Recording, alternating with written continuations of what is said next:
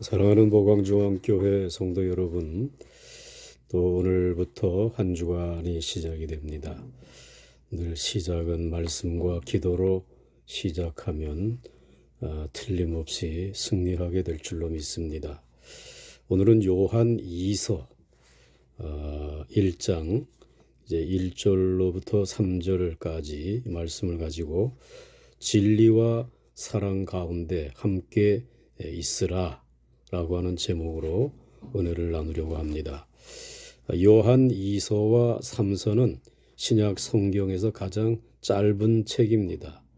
한 장으로 된 빌레몬서나 유다서보다도 더 짧습니다.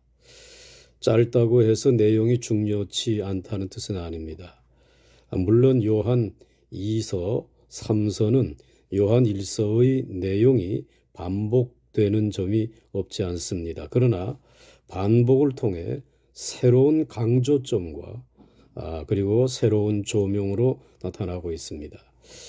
두 서신의 직접적인 문제는 순회 선교사들 문제입니다.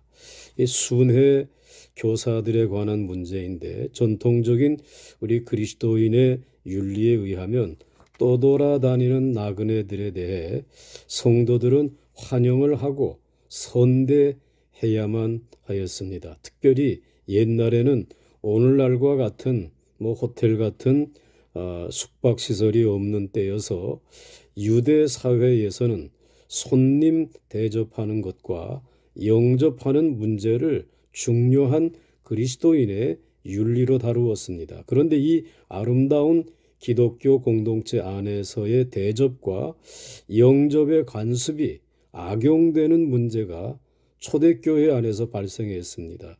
예를 들어서 순회 선교사나 교사들이 성도의 가정이나 마을에 머물면서 거짓 교리를 가르친다고 할 때 어떤 문제가 야기되겠는가 하는 것입니다. 이럴 경우에 성도들은 그들을 환대해야 하는가 하지 않아야 하는가 하는 이 도덕적인 문제가 제기되었습니다. 또는 그들이 성도의 가정에서 머물면서 돈을 요구함으로 자신들의 그 탐심을 채웠다든가 지나치게 오래 머물므로 폐를 끼친다면 그런 것들을 어떻게 처리해야 할 것인가 하는 문제가 생기게 된 것입니다. 요한 2, 3서를 쓸 당시 교회 안에서 이러한 문제가 심각히 대두가 되었습니다. 그래서 심지어는 이러한 순진한 교인들을 상대로 사역을 채우는 자들을 가리켜 그리스도 장사꾼이라고 하는 용어까지 생겨나게 된 것입니다. 이런 전제를 가지고 요한 2서와 3서를 읽고 생각한다면 이해에 도움이 될 것입니다. 오늘 읽은 1절 말씀을 보시면 편지에 송신자와 수신자가 누구인지를 밝혀주고 있습니다. 먼저 편지를 보내는 이를 장로라고만 묘사하고 있습니다. 그러므로 구체적으로 이 장로가 누군가 하는 문제가 제기됩니다. 이 장로라는 말에는 세 가지 뜻이 있는데 하나는 단순히 늙은이, 즉 어른이라고 하는 뜻이 있습니다. 연령과 경력으로 보아 다른 사람들에게 존경과 사랑을 받을 자격이 있는 사람을 뜻하는 것입니다.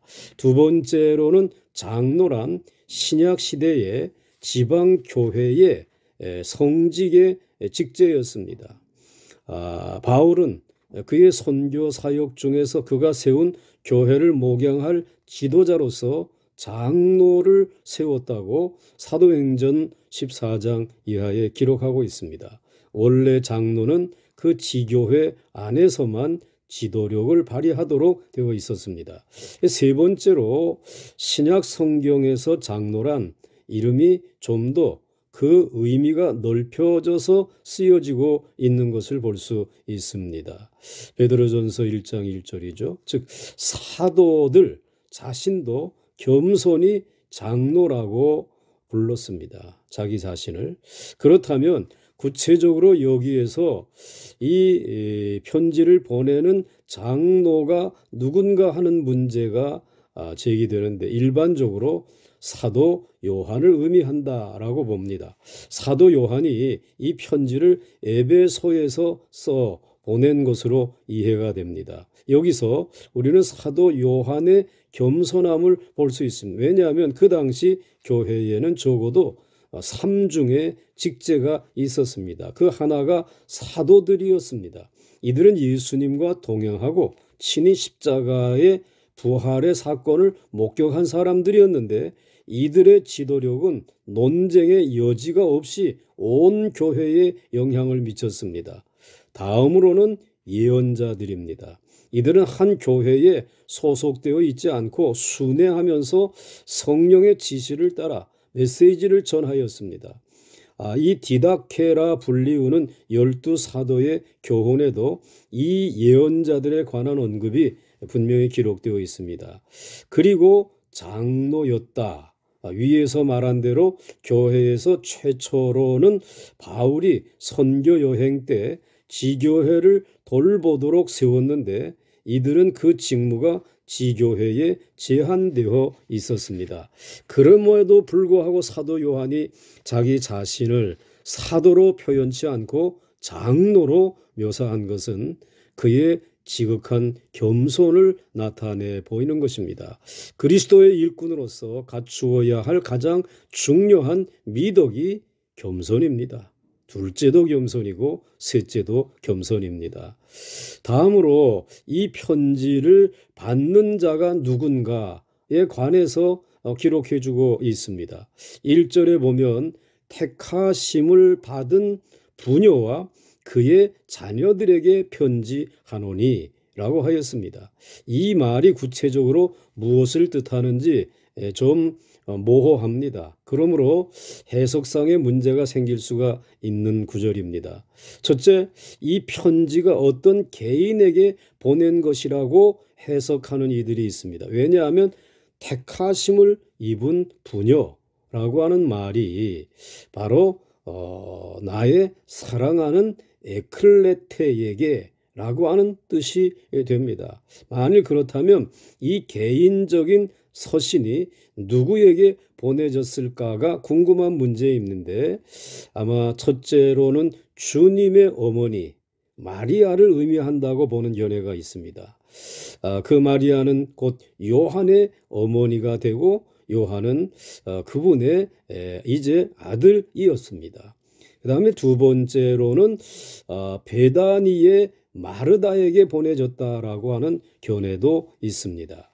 자, 그 다음에 두 번째로 그보다는 교회로 보내졌다는 견해가 있습니다. 즉, 이 편지는 진리를 사랑하는 모든 이들이 어떤 교회로 보냈다라는 것입니다. 그 이후로 4절 이하에 반복되는 너희란 말이 단수가 아니고 복수로 쓰여진 것을 보면은 개인적인 편지보다 교회 공동체에 주신 것이 거의 틀림없다는 해석입니다.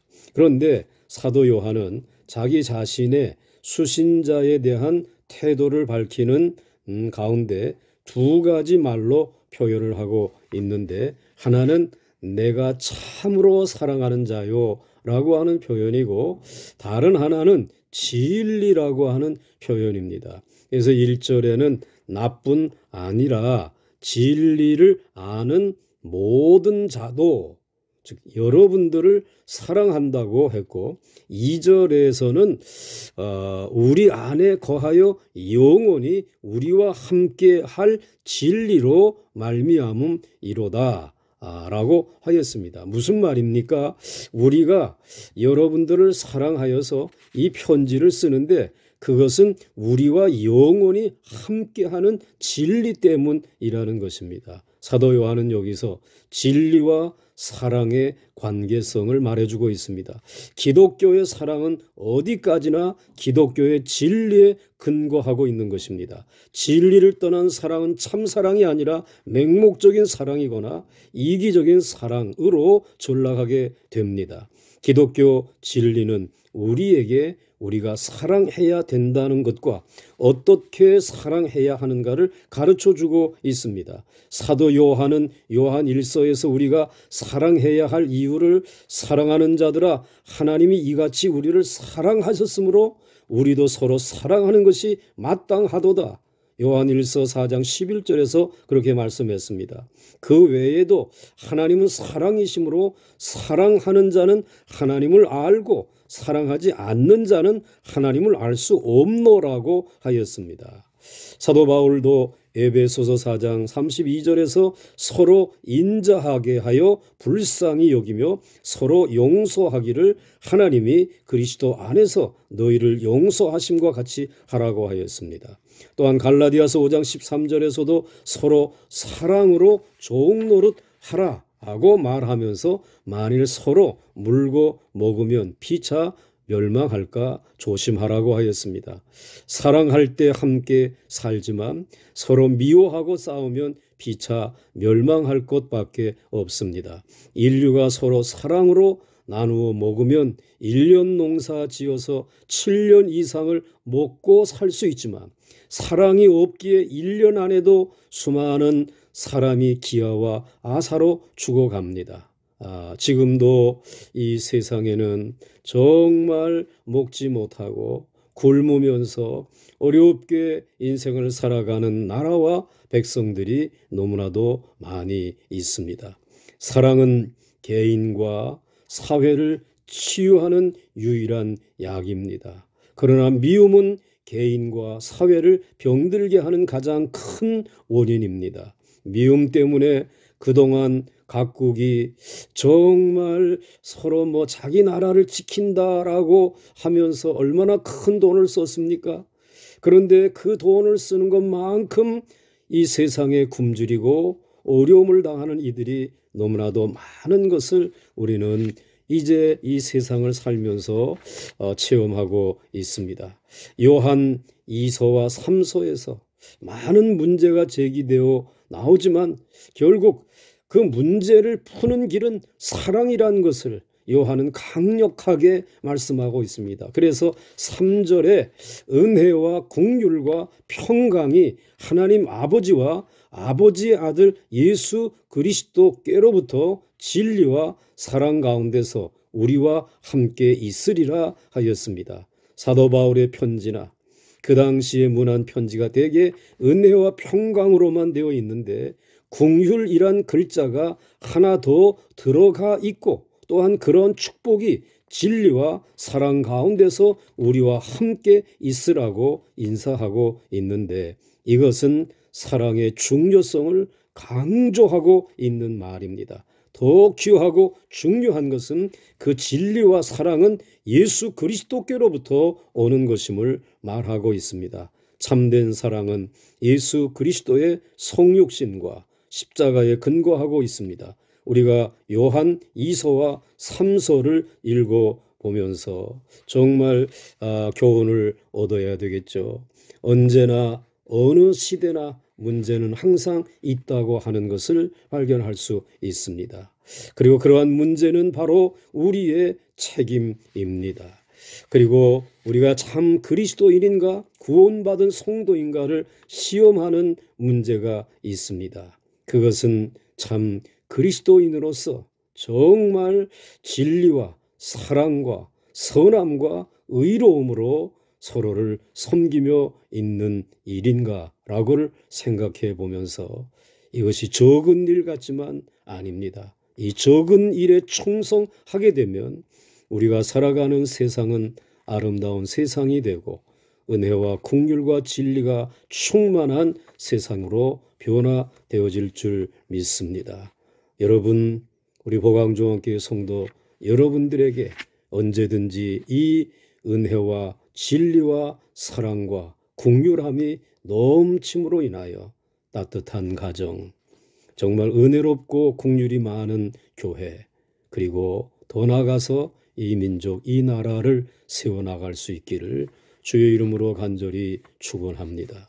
오 사랑의 주님, 주님으로부터 말미암은 사랑이 우리에게 부은 바 되어졌음에도 불구하고 오늘 우리를 넘어서서 이 세상에 아파하고 괴로워하고 떠돌고 굶주리고 그리고 아파하는 이들을 진정한 사랑으로 돌보지 못한 것 주님 용서해 주시기를 원합니다. 아버지 하나님, 우리로 하여금 이 귀한 세상을 사랑과 은혜와 진리와 긍휼로 덮어 나아갈 수 있는 통로가 될 수 있도록 주님 사용하여 주시옵소서. 예수님의 이름으로 간절히 기도드려사옵나이다. 아멘.